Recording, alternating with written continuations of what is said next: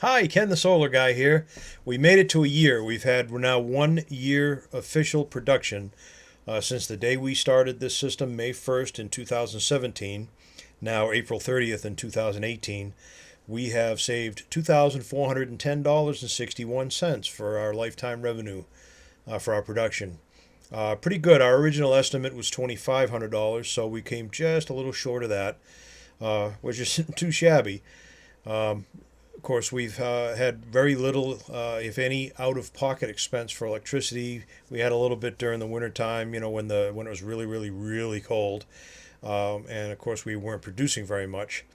Um, but even all together added up, I mean, $2,410 in 1 year is a phenomenal savings. This equipment is producing very well.